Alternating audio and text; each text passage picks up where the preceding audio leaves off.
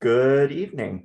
I am the independent moderator for tonight's community outreach meeting. Today is May 11th, 2023, and this is an informational meeting about a proposed marijuana establishment to be located at 400 West Street in Uxbridge, Massachusetts, zip code 01569. The proposed operator, Natural Bliss LLC, seeks to obtain a marijuana cultivator and marijuana product manufacturer license at this address. Natural Bliss LLC will be primarily managed by Amanda Copeland. We have with us tonight attorney Blake Mensing as representative for Natural Bliss LLC. Tonight's meeting will open with a brief presentation by the applicant's attorney, followed by an opportunity for public engagement and comment. An opportunity was given to the public to submit questions in advance of this meeting, and no questions have been received at this time. With that, I will turn it over to Blake. Thanks very much, Quinn. Can you hear me okay? Yep, thank you.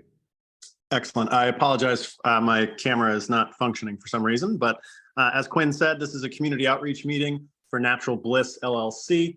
This is a CCC required meeting, and therefore I'm going to cover some of the topics that the regulations require that we address. So first and foremost, as Quinn said, this is a proposed Tier 1 cultivation and manufacturing operation to be located at 400 West Street in Uxbridge, Massachusetts, 01569. The first item that we have to cover has to do with the security regulations that impact how this facility has to be set up. So at 935 CMR 500.110, the Cannabis Control Commission lays out in great detail what a building must have in order to be maintained securely. First and foremost, every square inch of the facility will be on camera 24 hours a day, 7 days a week, 365 days a year. The only exclusion to that is the bathrooms for obvious privacy reasons. The commission regulations require that camera system have some detailed specifications, including being able to capture full HD 1080p picture. Each frame has to be pausable and printable with an irremovable date, time, and location watermark on it. There are also requirements for commercial grade locks, panic/duress alarms, etc. So these facilities are more buttoned up than a bank or a pharmacy. And not to say criminals couldn't try, but the chances of them getting away with anything is pretty infinitesimally small, just because of that security apparatus. The next required topic has to do with preventing diversion to minors. So first and foremost, minors won't be allowed into the facility, period. That means anyone under 21 years of age will be refused admittance, and that would apply to even an Uxbridge police officer who happened to be 20. They wouldn't be allowed in. State law trumps local law. And that's the sort of biggest gatekeeper in terms of preventing diversion. They can't work there. They can't enter the building. What the commission also requires in the regulations is that each product have a unique alphanumeric code with the barcode, essentially. That information gets entered into a seed to sale tracking platform, which, as the name implies, tracks every plant from its growth, harvest, drying, and then if it goes to the manufacturing arm, conversion into some of the other products, such as an edible or a beverage or a vaporizer, that sort of thing.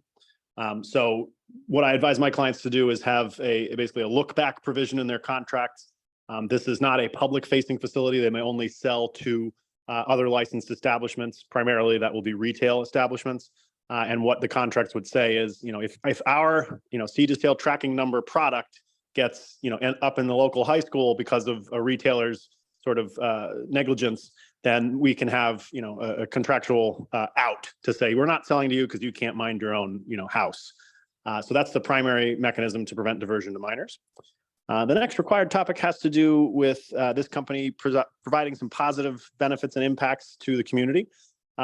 So the plan is to work with local charitable organizations to determine where volunteer hours or charitable donations would do the most good. So that is sort of a developing process. There's also a state required positive impact plan that is intended to benefit people who are in one of the 29 areas of disproportionate impact, as the commission has identified. through statistical analysis. What that basically means is people were enforced against in those certain zip codes more than sort of the data should suggest is permissible. And unfortunately, that usually had a lot to do, with the color of people's skin and, income levels. And so the state law is trying to undo some of those disparities. So a part of that bleeds over into the licensed operators. They have an annual obligation to prepare a positive impact plan, set goals, set programs to meet the goals and metrics by which they measure, their success towards that. So yeah, that will be sort of a developing plan. The main goal is to, I think, do some volunteer hours with respect to potentially doing expungement clinics and sealing clinics, and or supporting nonprofits that have a restorative social justice focus in one of those 29 areas of disproportionate impact. The next required topic has to do with a plan to prevent a nuisance, as that term is defined by law, from this facility. The sort of chief culprit of the facility would be odor for cultivators. I will just raise that this is a tier 1 cultivation facility, which is the smallest tier that is possible. The fact that it's an indoor facility means that they have a really good sort of engineering solution to capture odors before they become a nuisance. That includes, rooms within a room. So there's a physical barrier as well as a filtration system on the air going in and out of the individual grow rooms, as well as filtration on, it's not like a smokestack emitting odors. It's filtered and treated twice before it would leave the building.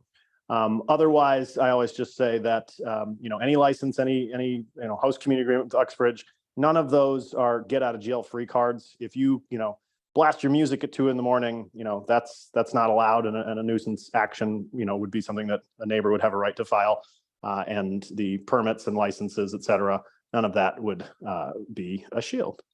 So that is the sum total of what the Cannabis Control Commission requires that we cover. And I'll turn it back over to Quinn to administer any questions if anyone has joined since I started talking.